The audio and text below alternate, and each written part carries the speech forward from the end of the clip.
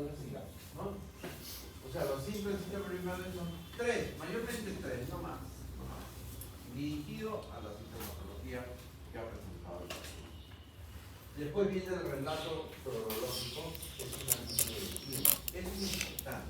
Si el paciente tuvo dolor abdominal, vómitos y fiebre, tenemos que poner el relato cronológico.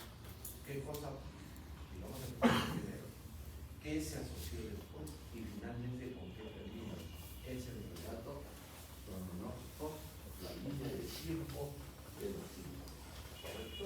La ampliación de la anamnesis es una ampliación de la historia, pero generalmente eso se hace cuando terminamos, ¿no?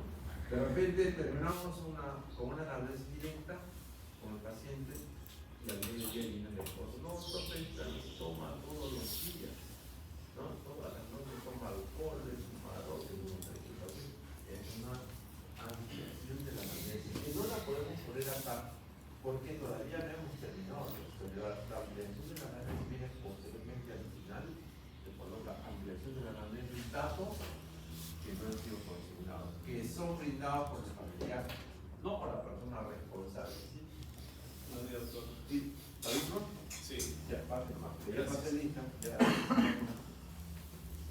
Entonces ese es el relato cronológico.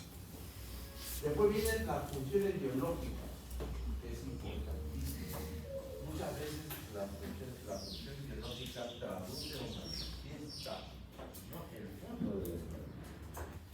Apetito, sed, orina, deposiciones, el sueño, en las funciones. Hay que colocar cómo está, si está aumentado, si está disminuido, si está ausente, o importante. Y después viene la revisión analítica por aparatos o sistemas. General, ¿cómo lo vemos? ¿Qué es el electro? Pues en lo general es como lo vemos al paciente. Está lúcido, orientado, bien nutrido, deshidratado, ¿no?, consciente. Hasta en lo general, la condición, ¿no? Es muy diferente en un paciente que cuida paseos, presencia, que otro que viene totalmente descuidado, que viene con la ropa sucia. Y ya nos estamos dando cuenta cómo es la condición del paciente, ¿no? Si tiene cuidado de su cuerpo. Después viene el aparato respiratorio, cardiovascular, digestivo, y neurológico. La revisión por aparatos y sistemas. Vamos a ver después uno por uno a medida que vayamos avanzando. Los antecedentes. Antecedentes generales, material de posición, número de infecciones, servicios con consecuencias, número de personas, actividad general. ¿Cuál es la importancia de esto? Por ejemplo, actividad de animales. ¿Cuál es la importancia de actividad de animales? ¿Ah? ¿Cómo qué? ¿Ah? La etnia Soyun. ¿Ah? La etnia Soyun. Leña. Dice porque tuviera un test en tu casa. Gripe aviar. ¿Ah? Gripe aviar. Gripe no está. Lo más común, no se vayan por los extremos, lo más común. Hidrofobia. ¿Ah? Hidrofobia. ¿Quién tiene gato? Yo tengo gato. ¿Quién tiene gato? ¿Ah? Es un mito del trastorno del pobre gato, ¿no? Para que el gato tenga trastorno tiene que comerse un ratón infectado. Y ese ratón infectado tiene que estar en el monte. Y generalmente los gatos están en la casa. Pues sí, que no cae el, ¿no? Pero está vacunado, desparasitado. Bien difícil de que tenga trastorno. ¿Qué otra relación guarda el gato y el perro en la casa? ¿Otro? La garrapata. No, garrapata. La garrapata es mortal que está en la calle. El perro se contagia garrapata. El gato no tanto porque es sano. La garrapata viene de otro animal. ¿Qué otra es lo más común? Perro y gato en casa, un niño. Alergia. Rabia. Alergia. Alergia. El pelo del animal. El pelo del animal, de todas maneras, bota pelo. Y un niño alérgico, atópico, no asma, ya el inicio es común. En la actualidad, por ejemplo, en las condiciones de la carne, en las que son más o menos ya estas, por ejemplo, ya no se usa alfombra. La alfombra es el principal comodidad.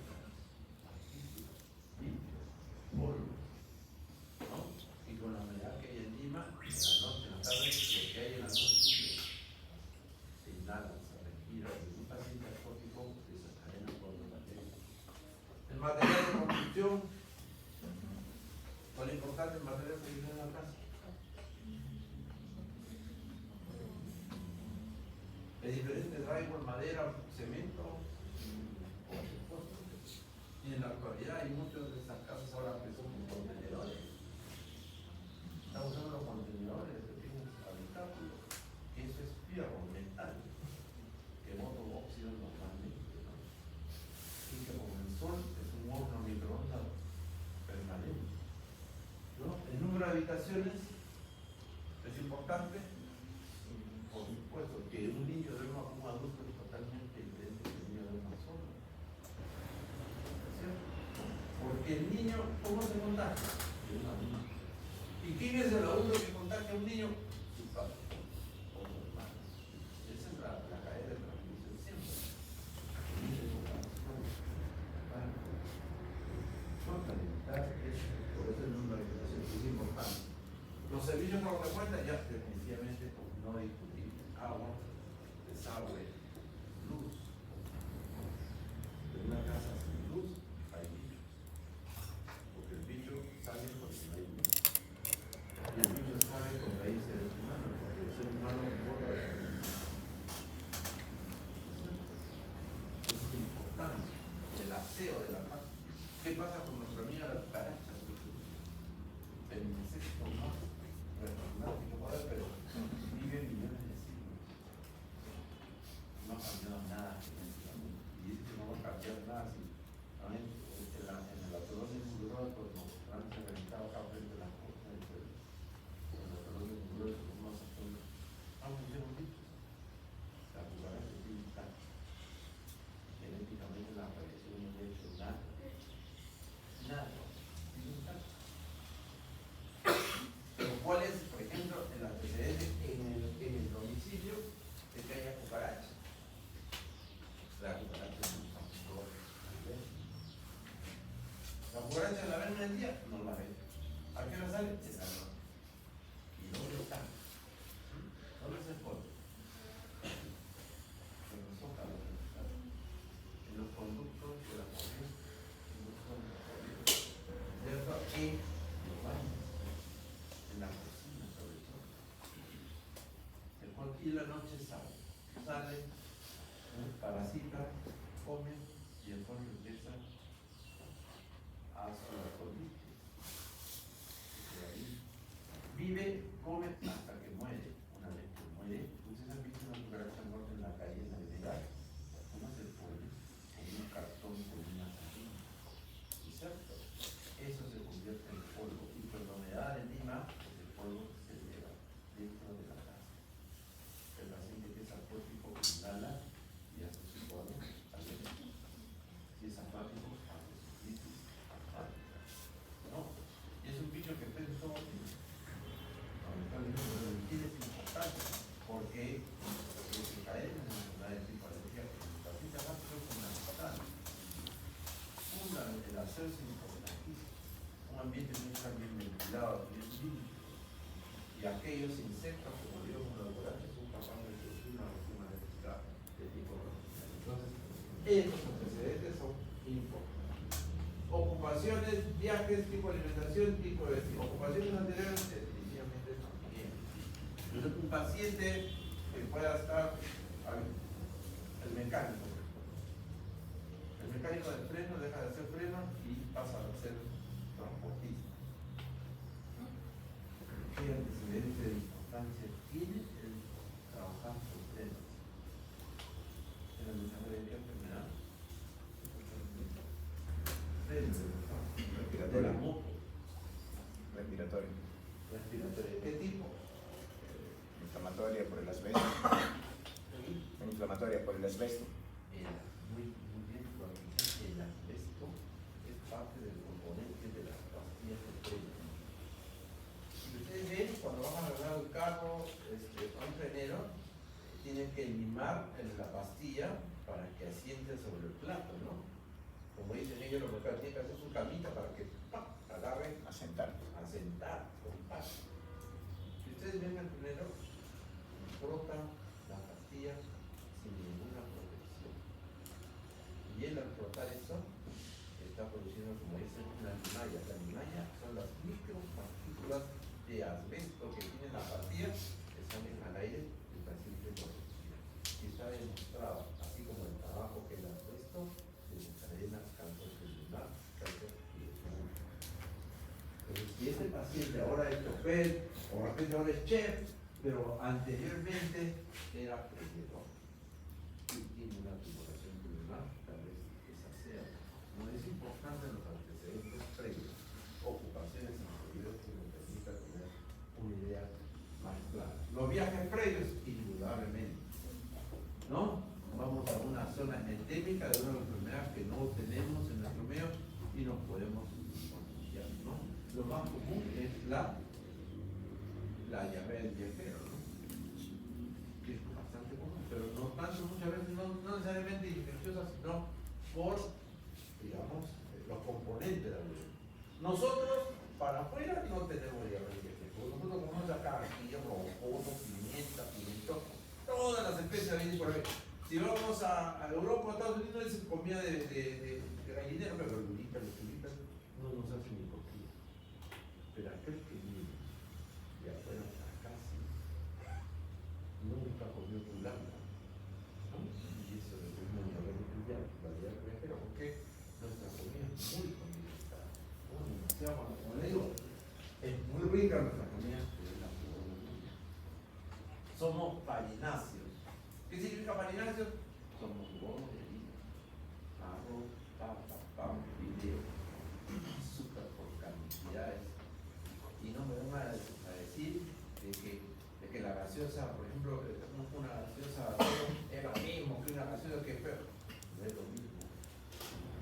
Demostrado científicamente que una gaseosa como edulcorante es anormalmente mejor que una gaseosa normal, pero tampoco se debe usar. No porque tiene menos calorías, poder sobrar 3 litros de gaseosa sin azúcar. Entonces, esos son los datos. El tipo de alimentación, como les decía, y el tipo de vestido. Ya les daba el ejemplo, ¿no? Un sujeto que entró de vestido de mujer y está con una hipertrofia prostática, ¿no? El tipo de vestido dice, no, definitivamente, ¿no? Y la calidad, la forma de vestir, el higiene de la ropa también dice bastante. Los antecedentes personales, fisiológicos, perinatales, por así decirlo, control perinatal, el desarrollo psicomotor, que es importante, el desarrollo psicomotor. ¿De qué depende el desarrollo psicomotor? Del ambiente familiar. Definitivamente, ¿no? Si no es un ambiente familiar adecuado, algo disfuncional va a producir un trastorno del desarrollo psicomotor, que es donde nos trae el tipo de personalidad que va a tener el paciente. Por si un paciente depresivo, por si un paciente depresivo, que depende mucho del desarrollo psicomotor. Las inmunizaciones, las vacunas. ¿No es cierto? ¿Qué vacunas no ha tenido? No es que preguntemos qué no ha tenido para poder partir de ahí como antecedente para alguna otra enfermedad. Los antecedentes sexuales, el inicio de su relación sexual, el número de parejas, ¿no? La protección personal, ¿no? Los métodos anticonceptivos, que es hetero o homosexual, que también es importantísimo, ¿no? Para la enfermedad de transmisión sexual, por eso veía, y el ahora no solamente es hepatitis de transmisión rápida, directa, asintomática, y que puede debutar con una cirrosis, un cáncer hepático sin haber tenido síntomas nunca antes. Y eso es algo que debemos tener bastante consideración, ¿no? Ahora el VIH se maneja, se controla, hasta puede salir del cáncer, y ahora todo ha desarrollado bastante bien con el certificado del semen, o sea, no hay ningún problema. Una hepatitis D es más mortal que un virus. Y se transmite por relaciones sexuales. Es mucho más, no da síntomas. Y debutamos a repente con una cirrosis. O debutamos con un cáncer. En eso hay que tener bastante cuidado. Sobre todo las damas, no quiero decir que los hombres tampoco, las damas no se deben llevar por el cuento. Que va a ser diferente, nada que lo mismo. El hombre es para el perro. Sí, con todas las letras se lo digo. El hombre es para el perro. ¿Es la verdad? Entonces ya, obstétricos es la menarquia, su primera regla, ¿no? El régimen catamenial, ¿cómo es su regla? Porque muchas veces la paciente viene anémica, ¿no? ¿Qué cosa está buscando por otro? Y de repente es una regla profusa, abundante.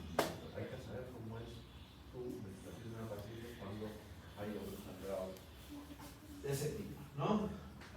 Andrea es, bueno, el número de parejas que puede tener la paciente, ¿no? La fórmula obstétrica, por explicaciones, por parto, por aborto, que es importante y el tipo de... Ahora todo es, ustedes saben, ¿no? Por raramente el parto vaginal en la gente. ¿Es importante esto? El tipo de parto, que sea vaginal o que sea cesárea. Sí. ¿Por qué? Por el tipo de contaminación que tiene. ¿Por? El tipo de contaminación ¿Qué contaminación? al exponer el Canal. Entonces, por el canal del parto puede haber una contaminación, ¿no? El parto, además que es dolorosísimo, ¿no? Doctor, también puede haber digamos, una desviación o una interpretación diferente en la expresión del dolor. ¿En qué sentido? Porque al no pasar por el dolor natural del parto, justamente para hacerle una prueba de valoración en cuanto a la parte del síndrome de dolor, tienen otro tipo de valoración. Claro, eso es cierto, porque valoramos, se dice que el dolor del parto es invalorable. Entonces es un parámetro para medir o estabilizar el umbral del dolor, ¿no?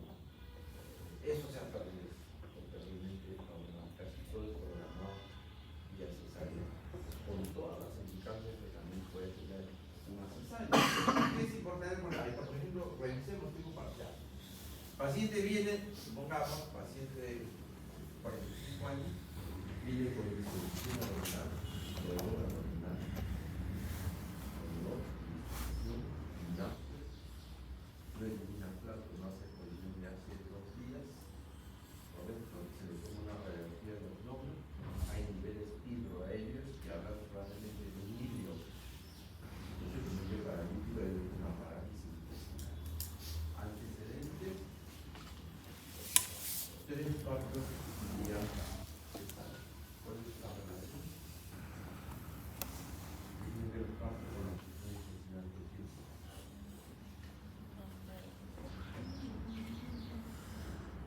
Eso puede ser que en la cesárea han podido dañar o han podido tocar algún tipo de recepción neurológica de la zona y han Podría paralizado ser, pero no es lo común. ¿Cuál es lo más común? El paciente ha sido cesárea 3 veces y viene con un cuadro suboclusivo intestinal. ¿Contaminación? ¿Ah? Sí. La secuela de una cirugía muchas veces, porque al hacer una cesárea cortamos no solamente el útero, sino cortamos lácteos, piel, tejido celular subcutáneo, facies, ¿no es cierto? Y separamos. Y después, para cerrar, al momento circular, se produce una cicatrización de todas las partes de la pared que hemos cortado. Y ahí se forman entre los intestinos las famosas bridas o adherencias. Las bridas o adherencias jalan al intestino, lo doblan, lo tuercen, ¿no?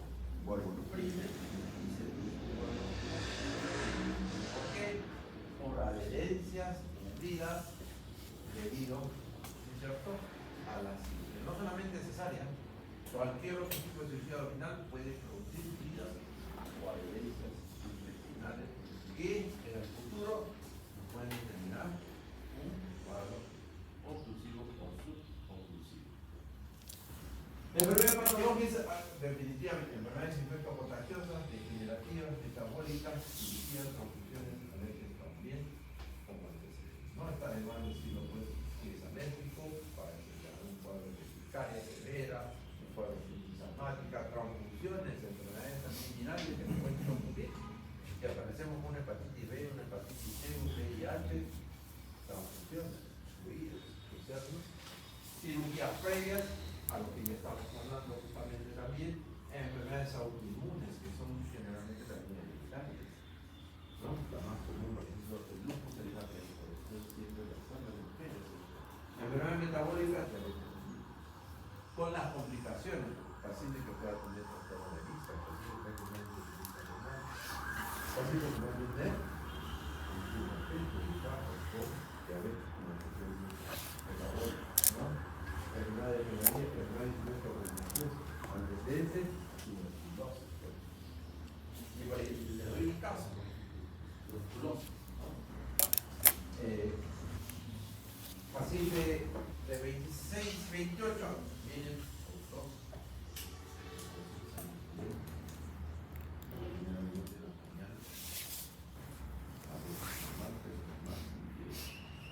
antecedentes, tuberculosis a ser tratado completamente y curado. ¿Cuál es el diagnóstico claro? Termina con tos y ¿cuál es el diagnóstico claro?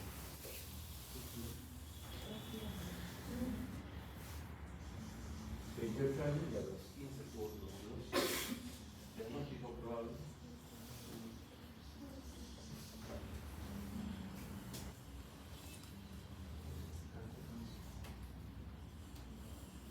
¿Cuál es la primera secuela que deja la tuberculosis? ¿Qué cicatriz deja la tuberculosis? Las cavernas en los pulmones. No, las cavernas se cicatrizan.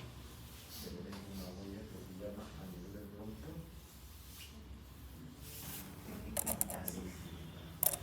Probablemente es un paciente que si es un paciente que viene expectorando sangre, pero no tiene fiebre, apetito normal, ¿no es cierto? No baja de peso, no suda por las noches, pero expectora sangre. Primera posibilidad, medicina nada de la primera posibilidad es que tenga una bronquiectasia.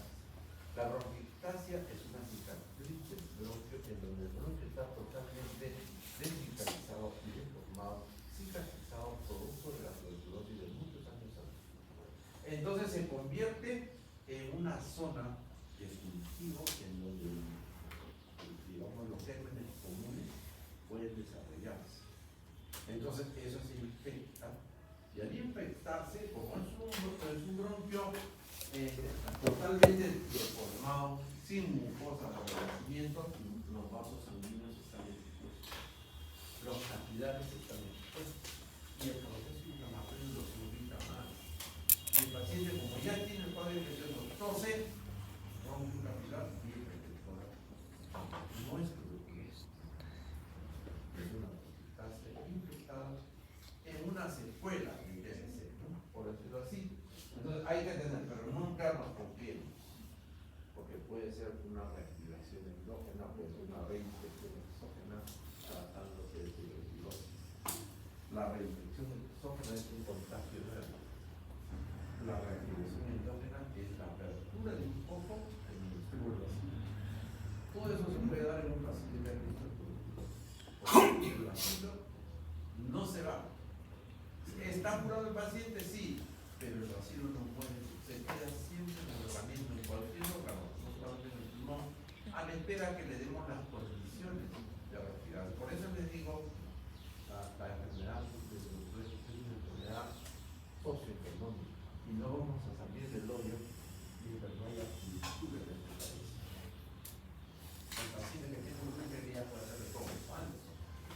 Tiene que curarse la alimentación, tiene que curar su sueño, no tiene que curar el tipo de confianza de comer. Entonces, eso implica mucho, es un problema multifactorial. No, esto, entonces, revisamos. Entonces, una revisión, el tercer punto es antecedentes generales, ¿no es cierto? Los personales fisiológicos, independientemente si es hombre o mujer, y los patológicos de la enfermedad. Y en el último, los familiares, ¿no es cierto? Ahí viene lo que es la descendencia, ¿no? La descendencia, ¿no? Tenía un familiar justo en un hospital la semana pasada, como así de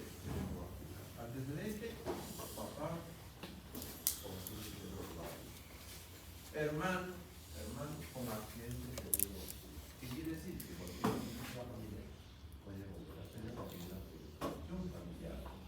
¿Correcto? Ahora, por ejemplo, en tuberculosis teníamos un paciente, no voy a decir el apellido, todos los años viene un miembro de la familia con tuberculosis.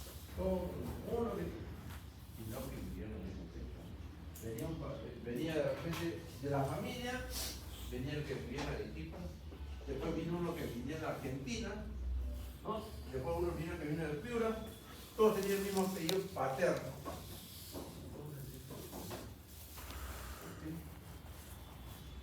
No, hay una predisposición de algunas enfermedades familiares. También en la presencia familiar, el hecho de tener cierta inmunización.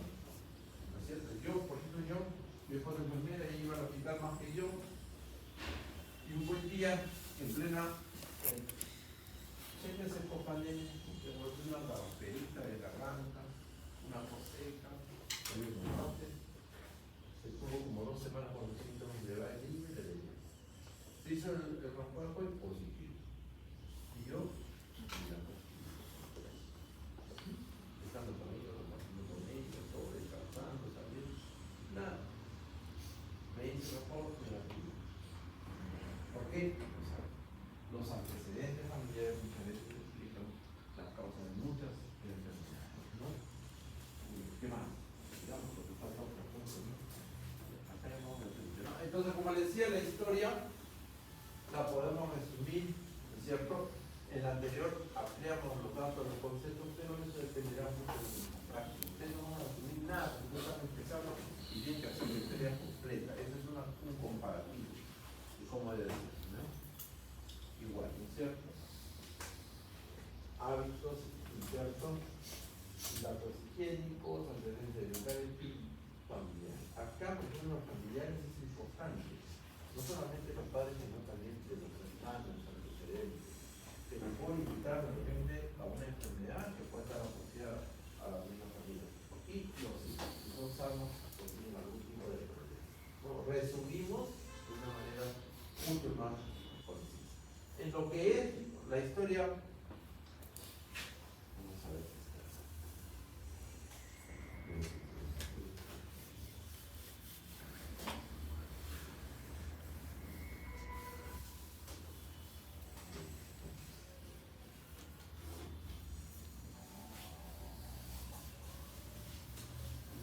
Entonces, de lo que es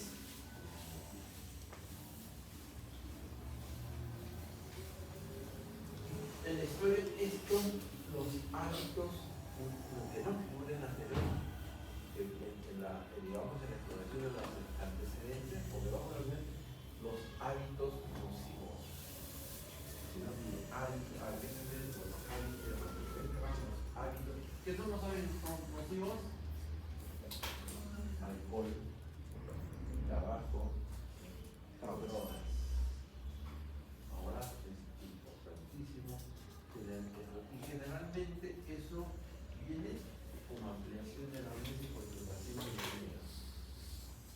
Nosotros decimos que es una historia de la policía y ningún policía tomaba leche en la mañana, ¿cuánto? ¿Por tomar leche? Tengo que tomar un vestido, ¿no? Entonces, esto generalmente lo dice la familia o el familiar responsable. Si fuma, si toma, si se droga. Y por último, si ni siquiera viene a la casa de la noche, es un factor como hábito nocivo que debe figurar en la historia. Porque definitivamente eso nos explica el riesgo al cual ha estado expuesto este paciente. Bien. Bueno, después, el examen físico propiamente dicho, con los signos vitales, ¿no es cierto? El estado del paciente, la antropometría para saber su peso, su tamaño y el examen general, ¿no? Esto es aparte, digamos, del examen existente, ¿no? La frecuencia cardíaca, lo vamos a ver más adelante, pero es más adelante. Estos son los elementos que debemos tener. Está además decirnos los valores que debe tener la frecuencia cardíaca. El Todo esto ustedes tienen que ir ampliándolo, si acaso, lectura, porque yo les voy a preguntar en el examen. La presión arterial. ¿Qué son los ruidos por ojo? ¿Qué son los ruidos de por ojo? ¿Qué son los ruidos por ojo?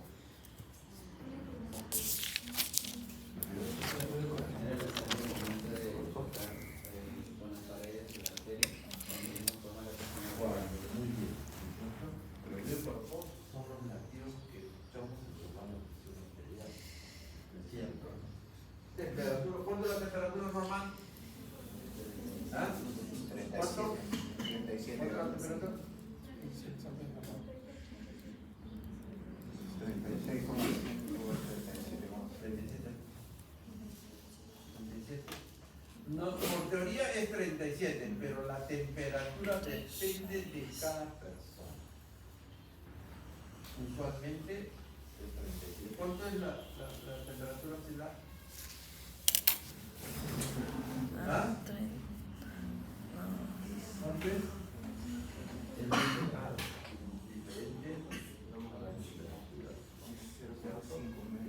Más de medio grado, ¿no? Medio grado. La rectal tenemos que restarle menos 3, menos 0.3 para que sea igual a la oral. ¿Cuál es la más exacta? La rectal.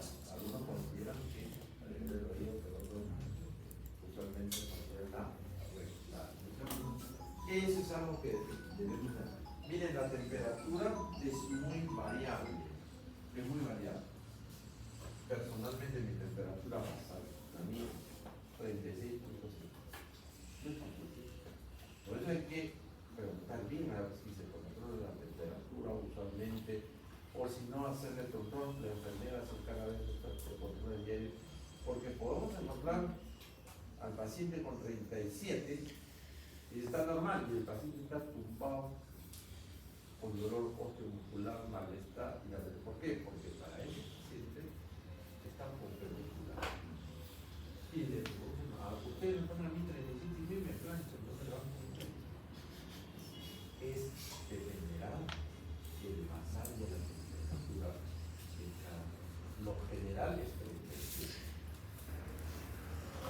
Lo general es varía medio grado de vencida, varía 0.3 en la rectal.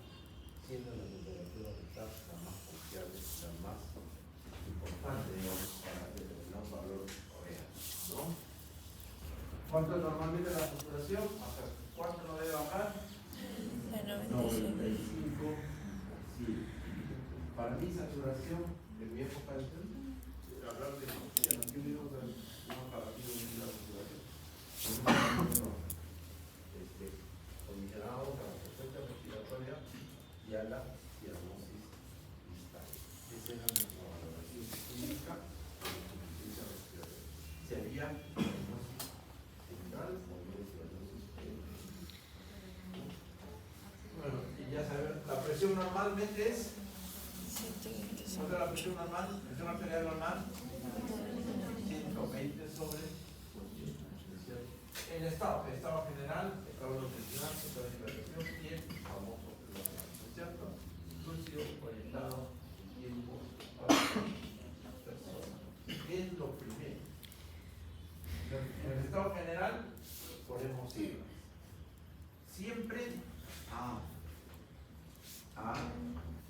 B, ¿qué más? A, B, E, T. ¿Qué significa? Aparente buen estado general. ¿No? Reciclado. Eso sí, ¿cómo ponerlo en reciclado? Aparente buen estado. Aparente, porque de repente tiene un carnaval adentro y lo vemos mal. Aparente buen estado. Igualmente aparente buen estado de hidratación, aparente buen estado nutricional y lúcido orientado en tiempo de espacio. ¿Qué le preguntamos para saber si está en los test?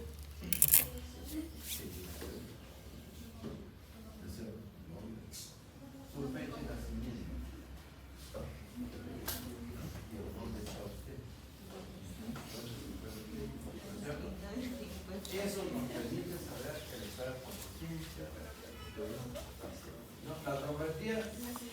peso, la talla, el índice de masa, el perímetro orbital, el índice de la cadera, horizontal, nos hablan de un estado constitucional. ¿No es cierto? Constitucional. ¿Los pliegues para qué sirven? Si hacemos pliegue en los brazos, el estado de hidratación. Si no hay retorno rápido, está deshidratado. El perímetro abdominal también, esto se llama más. ¿Dónde se toma el perímetro abdominal? ¿Dónde se toma el perímetro abdominal? ¿Cuáles son los parámetros para poder medir el perímetro abdominal? Que es importante también. ¿Cuánto es el peso normal de talla de una persona? ¿De qué depende? ¿Cuánto es el peso normal? ¿No? El examen general, ver cómo está la piel, el tejido cutáneo, la circulación linfática. ¿Cómo evaluamos la circulación linfática?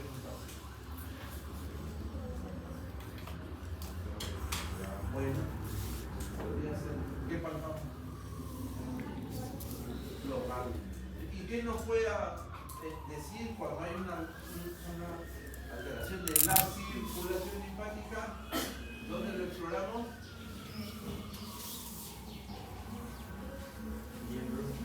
La elefantiasis es un edema de obstrucción linfática.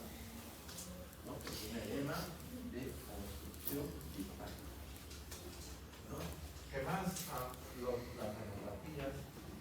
¿Dónde tomamos las mamografías? Cuello, axila, ingle, oblicuo. ¿Correcto? ¿Y cuáles los ganglios que están intraabdominalmente? Los ganglios.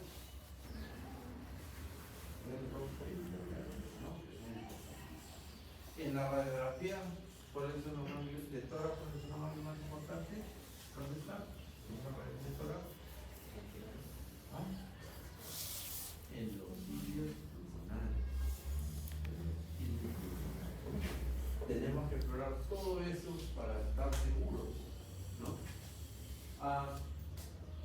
El examen de cabeza, examen de cuello y examen de mama. El examen de cabeza, indudablemente, cómo está el cuero cabelludo, siempre si hay alguna deformidad, si hay asimetría al respecto, a nivel del cuello, su motilidad, si hay deformaciones, si hay asimetrías, si hay adenopatías, si hay abscesos. ¿Qué cosa es una escrópula? ¿Qué cosa es una escrópula? Escrópula es una adenopatía cervical que se accesa y se abre hacia el exterior del cuello, de origen tuberculoso. La escrópula es un ganglio axonado que ven al exterior, pero de origen tuberculoso.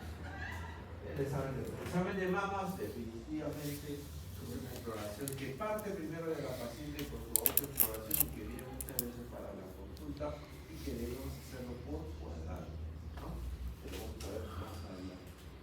Digamos que se nos ve el tiempo, ¿no? Ya. La constitución de un paciente puede ser electrofónico, puede ser atlético, puede ser clínico. Eso también determina, ¿no?, morfológicamente la condición. Si yo tengo un paciente pícnico, ¿en qué pienso? ¿En qué enfermedad pienso? ¿Ah? Diabetes, ¿no es cierto? Obesidad. Si tengo un electrosómico, ¿ah? De nutrición. Tuberculosis, desnutrición. No quiere decir, ojo, que estos patrones determinen una enfermedad. Porque es constitucional. Hay gente que come un montón diciendo que es su constitución. ¿No es cierto? Pero nos orienta definitivamente esta constitución que pensar en algunas enfermedades. Bueno, es lo mismo, pero resumido. En el estado de conciencia y de historia, yo creo que es importante hacer mención, digamos, cómo evaluamos el estado de conciencia, sobre todo en aquellos pacientes que tienen un estado de conciencia, ¿no? Bueno, esto es cómo vamos a hacer más adelante los exámenes del aparato respiratorio, inspección, palpación, perfusión y ocultación, igualmente en el aparato cardiovascular y el digestivo igual. En los tres, respiratorio,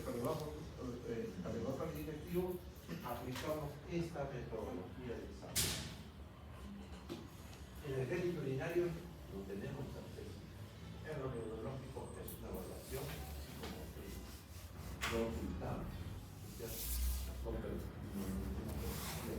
pero siempre se hace un cambio ocular y es digestivo. El diagnóstico lo planteamos como definitivo o preventivo, sindrómico, etiológico, topográfico. Establecemos un esquema de terapéutica y un diagnóstico y el plan de trabajo. El sindrómico es, como su nombre dice, sindrómico.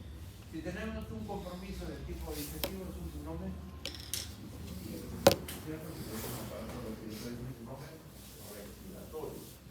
Y después estableceremos la causa etiológica. El topográfico no es tanto como tal, más, digamos, casi como un sinónimo del síndrome, ¿no? Lo importante es el sindrómico y el síndrome. Yo tengo un síndrome respiratorio, ¿no es cierto?, que viene por hemoptisis. ¿Cuál sería la posibilidad diagnóstica? Descartar tuberculosis. Siempre cuando se empieza, yo pienso que es evidente, tiene todo, descartar, pero mientras yo no tenga el curso, está positivo, mientras no tenga la biopsia, que me demuestre una necrosis gaseosa, no puede establecer un diagnóstico. Se establece un diagnóstico y el paciente se muere por otra cosa. Si el familiar quiere usted lo denuncia, usted lo mete en el salón. ¿Por qué usted no hizo eso? Usted tenía la biopsia. No, usted tenía no, ¿por qué? No, que la raíz ya desarrolló pues un cáncer también. Entonces el diagnóstico etiológico final es cuando usted esté seguro. Mientras tanto, se pone siempre el D, la C, descartar tuberculosis, ¿no? Descartar úlcera gástrica, descartar cáncer de riñón, por decirlo así. Todo puede ser el D, pero mientras ustedes no tengan la confirmación por laboratorio, por anatomía patológica, por biopsia, por citología, la confirmación del caso, no pueden confirmar, solamente cuando lo tengan en el, digamos, en el diagnóstico final. Antes no, se pone el síndrome y se pone descartar la etiología ocular. La evolución es, se cocina los sucesos con corrupción por el paciente durante las próximas horas. Es decir, el paciente ingresa, se hospitaliza y evoluciona. ¿Cómo está yendo el paciente? ¿Siguen los mismos síntomas? ¿Se han agregado síntomas? ¿Ha mejorado?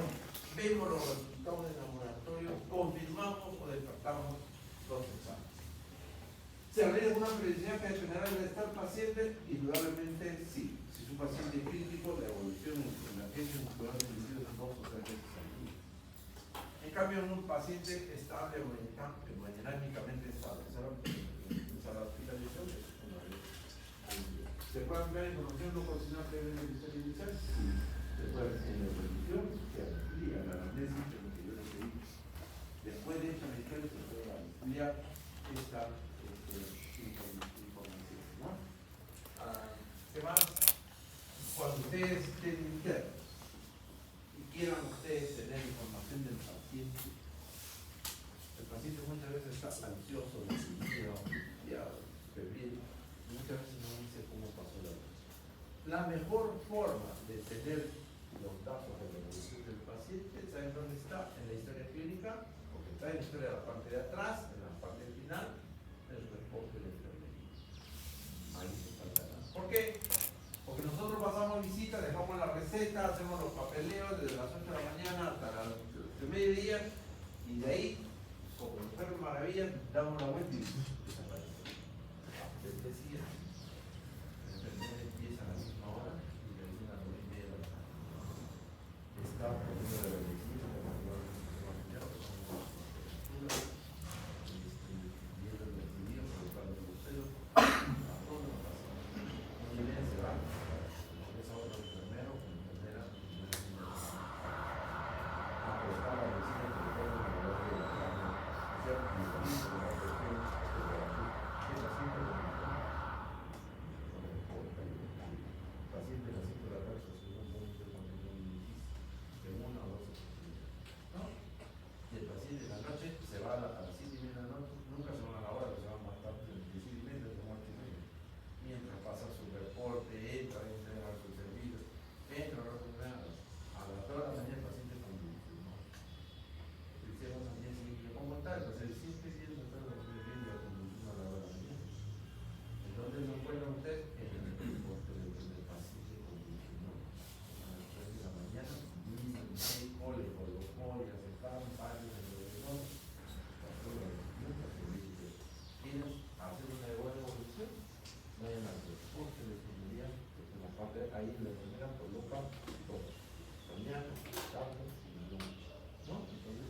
algo que muchas veces no sopesamos y no valoramos, ¿no?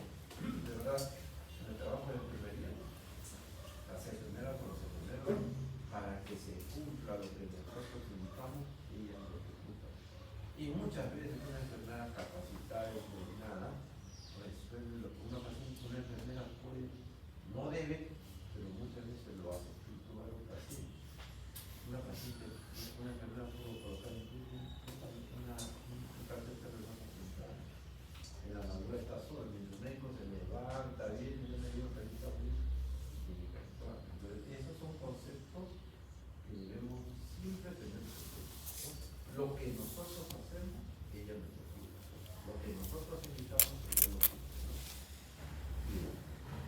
La escala es algo resumido, lo que es la escala de Glauber es una escala de conciencia del paciente, ¿no? Permite medir nivel de conciencia de la persona que tiene un trabajo.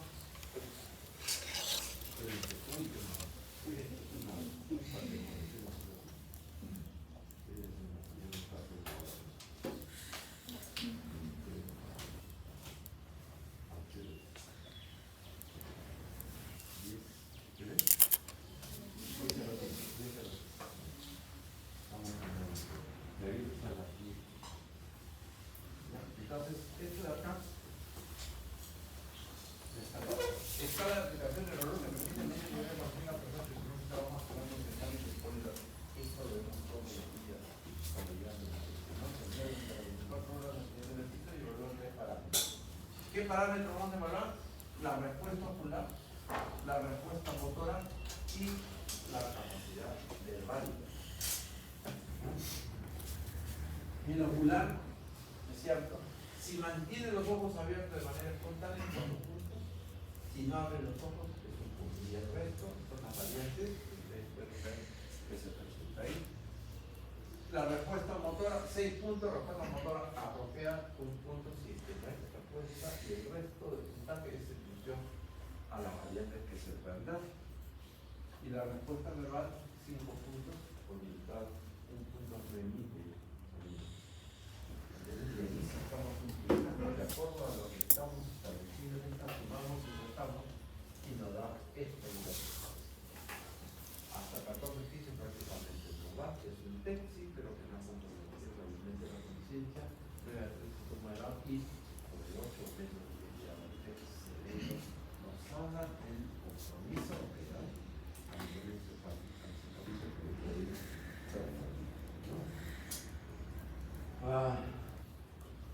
Bueno, esta es la conclusión de los planos. Y definitivamente esto se llama el signo de el signo de Levin. Así se lleva así a manera de puño sobre la región precordial, producto de un patrón de un rayo signo de Levin. Correcto, entonces hemos terminado, avancemos un poco más, media hora, terminaremos la segunda clase. Esta es la primera. Ariana, después te paso las clases, yo las voy a subir al carro, hay que subirlas, pero después te las paso para que vayan subiendo.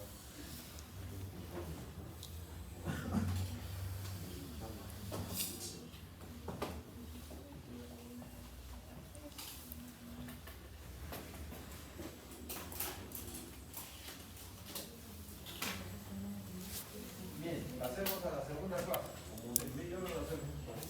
Pero discusiones biológicas, creo que hemos hablado. Hambre, pues anorexia, ausencia de apetito, hiporencia, disminución de la polifagia, incremento de la apetito. ¿No es cierto? ¿Cuándo vamos a tener polifagia? Diabetes. C, polidipsia, bradidipsia. ¿Cuándo vamos a tener polidipsia?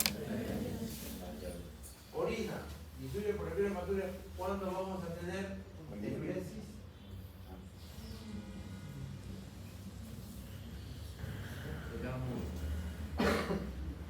¿Cuándo va a haber enuresis?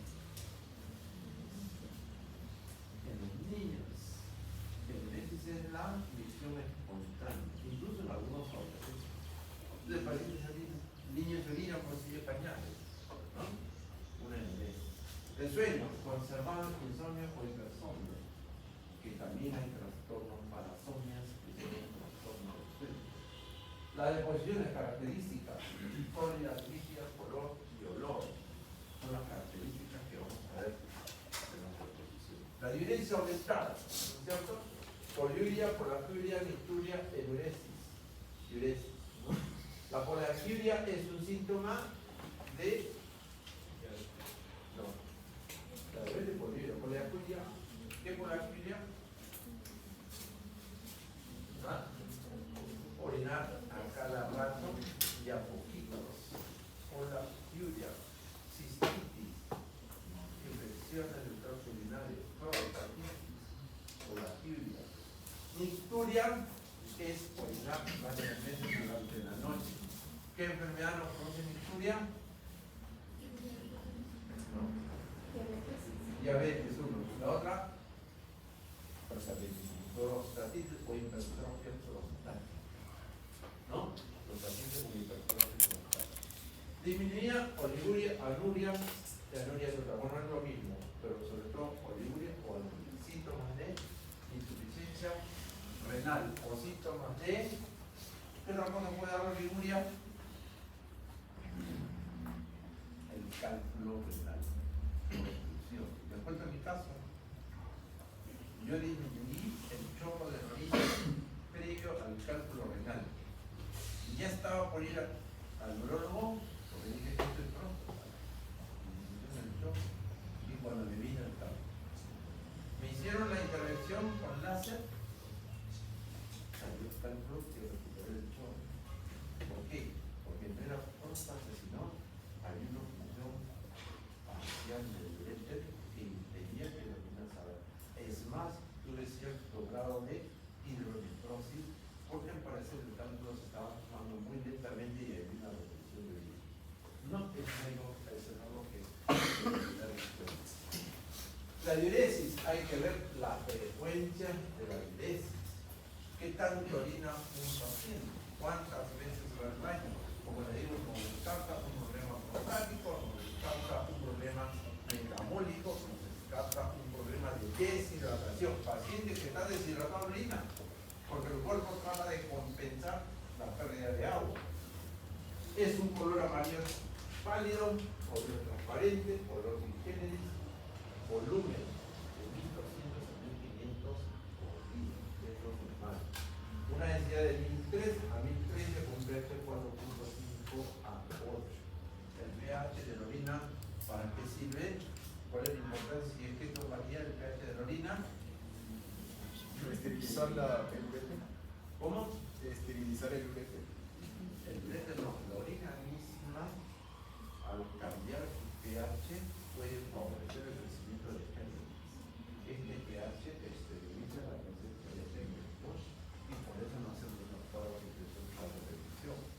El aspecto es importante. El amarillo es claro, aparece también. ¿Esto qué es? ¿Qué aspecto tiene? ¿Café? ¿Ah? ¿Café? Café. Debido a Sangre. puede ser sangre. ¿Qué alimento nos produce color rojo sanguinolento? Beterraga. Mucho ojo con eso. El paciente viene asustado, puede ser un error, montón de sangre hecho de exposición y orinó sangre. Mentira, fue beterraga. Apetito aumentado, diabetes, hipertiroidismo, obesidad, ansiedad. Disminuyó anorexia, enfermedades infecciosas, neoplasia. Por eso la neoplasia, la facies, es típico. Es típico. Alimentado, cuando ya sabe que la música cierto grado de presión o no. Por eso, ustedes, un consejo de doy un consejo más mucho profesional de las personas. Salgan de su casa y de que sea, si no hay nadie, aunque sea el perro del gato, pero despidan. Lo veo más tarde gato, lo veo más tarde perro, ¿no? Lo que sea. Y si tienen a su papá, a su mamá, papá. Después si están durmiendo, la despierto, estoy bien. Porque en la vida nada está asegurado. Hoy estamos acá conversando y de repente mañana nos cambia el avión 360 grados. Tenemos un sitio, vamos al hospital y no sabe qué, está con un cáncer terminal. Así pasa. Yo ahorita no puedo hacer nada, usted es nada. Mañana es otro día y el mundo cambió totalmente. Así que aprendan a ser agradecidos y lo más elemental es despedirse al salir y saludar a mi hermana. Como le digo, papá, mamá, hijo, hermano, siempre acostúmbrense a eso. Es una rutina que la deben hacer. Es una rutina que parece mentira que está bien después. El bienestar, el vivir bien y en paz. Toda vueltas en la vida. Ustedes actúan así, van a ver que no es la vida. Entonces, esto de acá, la apetito disminuye, son las enfermedades que nos pueden traer esto, ¿no? Por eso yo digo, pediatría jamás me recomienda que le dices a un niño en caso con leucemia, con linfoma, a los otros el niño debería regresar a su casa. ¿Qué te puedo decir? No lo vais a entender, ¿no? La sed aumentada en diabetes insípida, hipercalcemia, polinitis, psicógena, por la portomanía, ¿no? Que, por si acaso, esto de acá es el latín, ¿no? El potos en sí, separado, significa líquidos, en latín. La mía es absolutamente lo mismo, ¿no? Es una manía de tomar líquido, generalmente en pacientes psicógenos, ¿no? Ansiosos, depresivos, ¿no? Esquizofrénicos, etc. Porque más agua de agua. Puesta normal o puesta disminuida son los datos que debemos considerar en este estudio. La deposición, la frecuencia, el ritmo evacuatorio, la consistencia, la forma y el olor también nos determina, ¿no? El ritmo evacuatorio. Porque acá, en diarrea, hiperdefecación, estreñimiento, por ejemplo, yo no lo hice, estreñimiento, es con ese estreñimiento. La frecuencia del ritmo evacuatorio es importantísimo, es un dato que no deben dejar pasar. Los trastornos del ritmo evacuatorio en un paciente adulto mayor puede ser sinónimo de cáncer, nunca se olvide. No puede tener ningún otro síntoma, pero trastorno del ritmo evacuatorio persistente por más de 15 días que no se resuelve con tratamiento, ojo, hay que hacerle una colonoscopia, generalmente cáncer de colon. Generalmente, ¿por qué hablamos de ritmo evacuatorio? Un paciente que está normalmente haciendo deposición siempre y de repente debuta con estreñimiento. Se le da tratamiento, se le da dieta, una semana, 2 semanas, 3, sigue el estreñimiento. Entonces, ahí se alteró el ritmo evacuatorio. Pasó de una deposición normal a un estreñimiento. Inversamente, igual, paciente de deposición normal y comienza a hacer deposiciones escintadas, adelgazadas, como el paciente dice, como una chiquita, como una serpiente, como un látigo, que no calma y persiste por más de 2 semanas, probablemente cáncer de colon. Eso es adelgazadas, escintadas, estreñimiento, diarrea, que no se con nada, probablemente, porque es un trastorno del ritmo evacuatorio que no se da el tratamiento. ¿Por qué? Porque la masa crece en la luz del colon. Y en un momento que sigue creciendo, en donde ya no deja pasar las heces, en donde deja pasar parcialmente, porque la masa está acá, y esa es la parte, ese es el intestino, esta es la masa, y acá está el intestino, y deja pasar una luz pequeña. Entonces, la deposición fecal se aprieta, se contrae y se dibuja por el canal pesado y por los lados. Bueno, esa es descentrada. La diarrea también, o en la diarrea, sí, hasta la diabetes no puede haber diabetes. Una diabetes compensada por una polineuropatía intestinal, produce diarrea. Diabético que no cede diarrea en más de 2 o 3 semanas, igualmente puede ser una neuropatía intestinal por una diabetes de la diabetes. Entonces, eso es importante, ¿no? ¿Qué más? Me avisas 10 para las 10. esta es una escala de Bristol que yo no sé cómo habrá hecho Bristol para sacar una escala de Garcés, en cuánto tiempo lo habrá demorado hacer esta escala. Entonces tenemos este tipo de la escala de Bristol, ¿no? La diarrea, ¿es cierto? Y la formada, ¿no? Acá la víbora, la S está acá. Esta de acá, en bolita, que es el estreñimiento, ¿no? Los sentimientos faciales. ¿Qué más? Pero tómenlo como referencia también, por si acaso, si me aloco, lo hacemos el examen. Aumente la frecuencia de posiciones, hipertiroidismo, enfermedad de Crohn, síndrome de mala absorción, colitis ulcerosa, enfermedad celíaca, etc. ¿Qué es lo que nos da la enfermedad celíaca? ¿La qué? ¿Qué no debemos comer los recientes que tienen? Antes, el gluten, síndrome del intestino irritable, los medicamentos, la comunidad, estrés emocional, todas estas condiciones fueron por su momento de las reposiciones. La disminución de la frecuencia, dieta baja en fibras, definitivamente la dieta baja en fibras no solo nos conlleva a una disminución de la frecuencia, sino al desarrollo del cáncer. Tenemos que comer fibra integral, menestral, porque eso nos da la motilidad.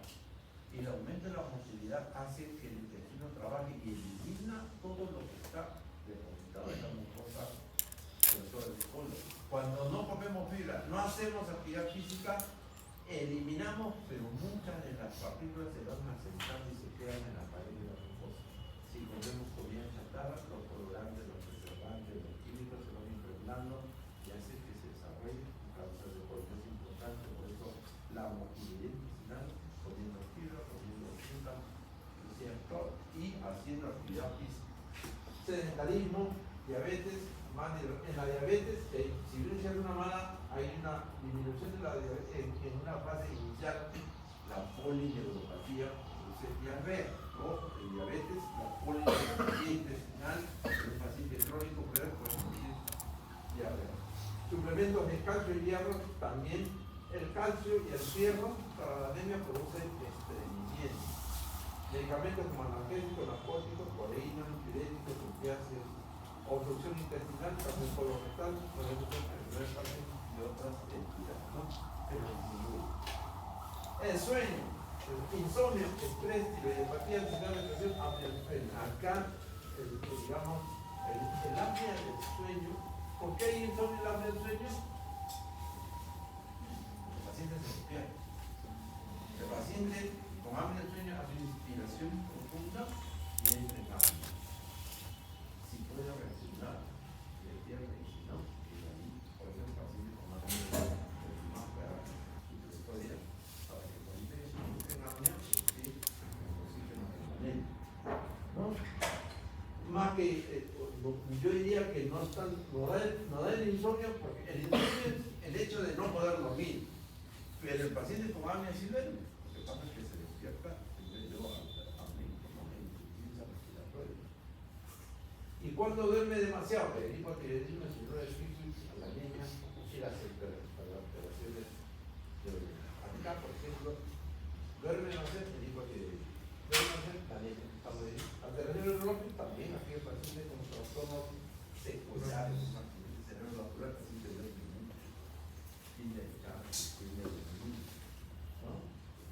Y la anemia, ¿no? Acá también. ¿Qué otra enfermedad falta acá?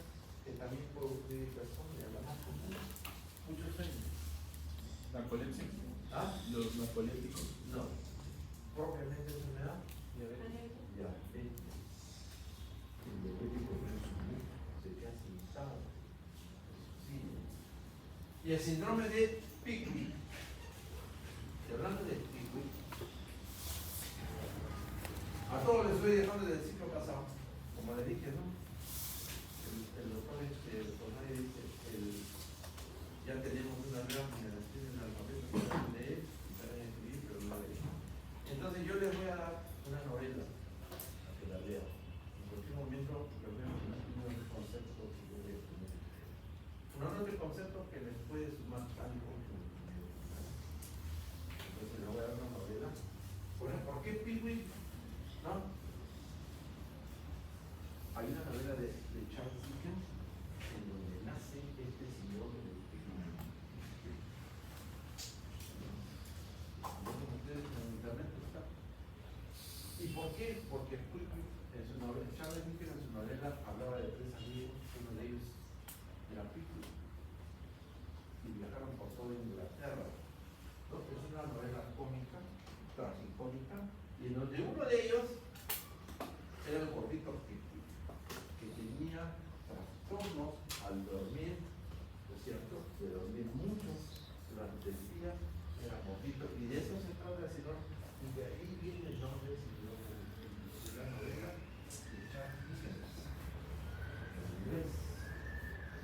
Así que no sé si ya mañana más tarde les voy a decir, si me leen una novela graciosa, pues leen la novela de Charles Dickens. Porque es la única manera que ustedes leen, bajo presión de una nota. Bueno, no leen una nota. La parasomnia, el sonambulismo, la parálisis del sueño, el bruxismo, la neurosis, ¿no? La parálisis, el sonambulismo es el caminar despierto, en teoría. Está con los ojos abiertos, pero no está consciente, ¿no? No hay tratamiento para eso, sino que esto con el tiempo desaparece porque es una manifestación de adolescentes. La parálisis del sueño, que de repente más de una vez pasamos que nos despertamos y no podemos mover nada. No podemos mover un brazo, que estamos despiertos, asustados, ¿qué está pasando? Y los paralizamos. Es la parálisis. El bruxismo es la que debemos también tener como dice. Funciones vitales, que ya tiene esa fecha de 9:49. entonces tenemos presión arterial, pulso, respiración, producción, falla, índice vascular y la proporción. Esto es lo que debemos referir. ¿Qué debemos referir con respecto a la presión arterial? 120/80 y los ruidos que aparecen en la ocultación de los brazaletes son los ruidos por afuera. ¿No es cierto? El primer ruido es la presión Histórica. histórica. Entonces, acá explica, cuando nosotros ajustamos el brazalete, hay una compresión. Si el paciente es hipertenso, la arteria, por más que desabrochemos el brazalete, la arteria demora en expandirse. ¿Entiendes? Demora y por eso aparece la presión alta. El primer ruido es cuando recién se abre y cuanto más demora es porque esta arteria ha retardado un paciente normal, rapidito abre y la presión sube. ¿No? Hay un trastorno, porque ¿qué es la hipertensión arterial? Es un incremento de la resistencia sistémica de las arterias. Entonces, esa es la presión y una presión histórica normal de 80. ¿No? Ya terminamos, ¿no? Se funcionó. Bueno, es lo mismo. Presión alta, primaria, potencial o secundaria. La presión arterial, la hipertensión arterial es primaria cuando no tenemos la causa, o también llamada hipertensión esencial. Cuando es secundaria, entonces ya hay una causa. ¿Cuál es la enfermedad que más comúnmente sube la presión de manera secundaria? Diabetes. No. ¿Cómo se llama? ¿Cómo se llama? De verdad, para ello el propio país el peor. Presión baja por parto, pérdida de volumen, de causa neurogénica o de insuficiencia adrenal. ¿No? Estos son los valores hipertensores. ¿No es cierto? Con todas sus variantes. El pulso. Latido percibido por los dedos que palpan una arteria de 60 a 100. Y estos son los pulsos. El más común es variar. El más importante cuando un paciente inconsciente, ¿cuál es? Inguinal. ¿Ah? Carotídeo. ¿Dónde se encuentra el pulso carotídeo? ¿Dónde lo podemos encontrar? En el borde del músculo esternocleidomastoideo que se junta con el cartílago tiroideo ahí palpado. ¿No es cierto? ser también el pulso femoral, que son los principales pulsos que buscamos cuando el paciente está en estado de inconsciente, ¿no? Se oculta en 1 minuto. Si lo hacemos al cuarto, es porque estamos seguros de que el pulso es rítmico, pero nunca se cuenta el pulso al cuarto de minuto cuando este es arrítmico. ¿Me entiendo, no? ¿Me dejo entender, no? A los 15 segundos cuando el pulso es rítmico, pero si es arrítmico es al minuto. Hay que tener estas características: frecuencia, ritmo, amplitud, flexibilidad, simetría e intensidad. Son las características que buscamos en el pulso. ¿Dónde lo buscamos? En la muñeca de la productividad. ¿Cómo se llama este pulso? El pulso radial. ¿Y por qué? Pues los radios, siempre acuérdense que el dedo pulsar tiene 2 acumulaciones. El radio y el otro.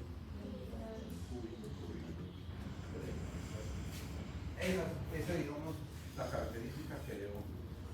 Estas son los tipos de el celer, el parvus, el microcilindro, microtoque y alternante, que estos pulsos van a ser específicos para una determinada enfermedad.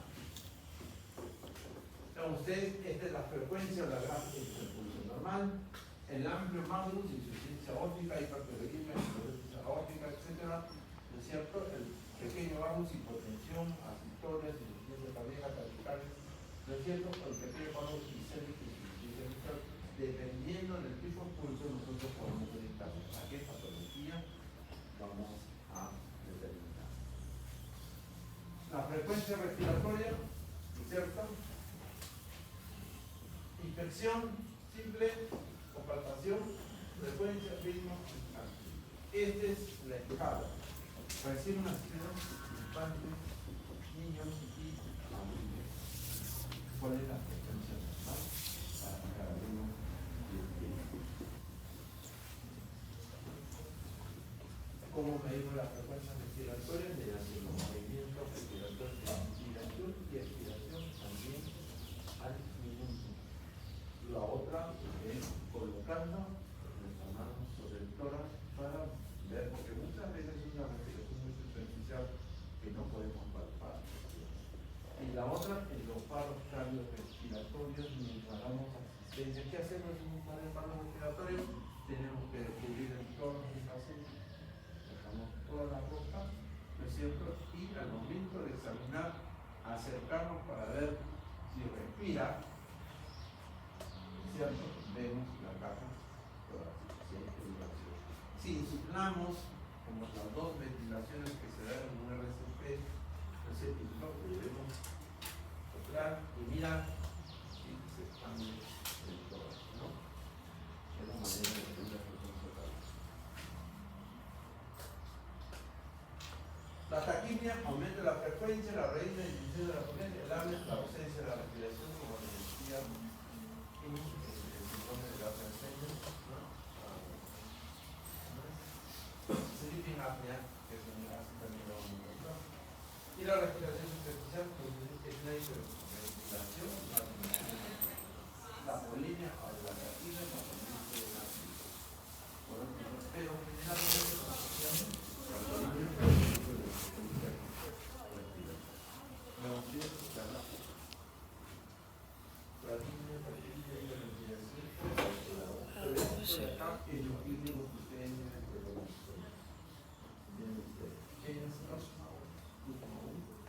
Dios, esta persona está usted y la patología condicional es lo que ustedes ven en el paciente y es lo que nosotros que en esto yo mañana en literatura positiva positivo por hambre. Pero tenemos acá Dios, después de la organización de respiración ¿no? Y lo vemos en lo mismo. ¿Cuál es la diferencia entre el paciente? Entre el biot y el bienestar, ¿cuál es la diferencia? La amplitud, ¿no? Es una respiración más suficiente, es lo que tenemos que hacer. Estas se dan generalmente a los pacientes que están en, digamos, estado crítico, estado sepsis, ¿no? Y se utiliza receta por otro causa de James Stokes, ¿cómo se llama ese blog? Es muy bien, en toda la patología. Bueno, la temperatura en el piso, ¿no? Oral 37, fetal 37.5, ansiedad 36.5. Temperatura más 3, estamos menos 3, temperatura menos 6, sumamos 0,6, 0,5. Es cierto, la hipotermia es menos de 35, la hiperpiresia es una respuesta válida. La hiperpiresia puede ser por otras causas, por infeccioso, metabólica, etc. Y la hipertermia es otra cosa diferente. Es otro trastorno de la población. Que usualmente lo hacemos como una respuesta a la idea de se le pone la letra y lo ve justo.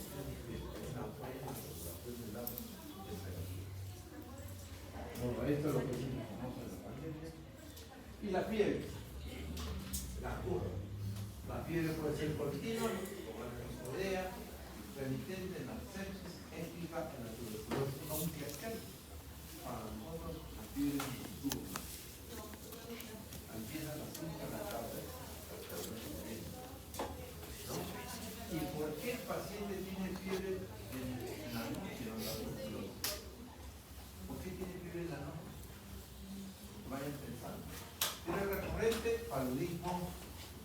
La fiebre recurrente, como previamente, la ondulante, la brutalosis, la de PLS en el linfoma del corpo, ¿no?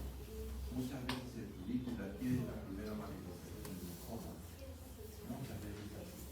Entonces, pero como les decía, acá en la tuberculosis, si viene siendo así, un uniforme. Eso no lo descartamos. ¿Por qué? Porque el bacilo, su biología, su metabolismo se activa en la tarde. El bacilo despierta recién en la tarde y durante la noche. No se multiplica, no come, fagocita, activa los pirógenos propios del cuerpo que tratan de inhibir al bacilo. ¿No? Entonces se produce todo digamos, la liberación de sustancias pirógenas y el bacilo expide todo el material. En la mañana el bacilo descansa, y por lo tanto disminuye. Es la biología del bacilo que explica el porqué de la modificación hidrológica de la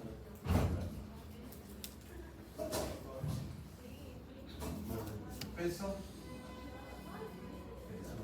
el índice de masa, que definitivamente esto yo lo ustedes saben, es normal hasta 25, sobre peso 29, sobre 35,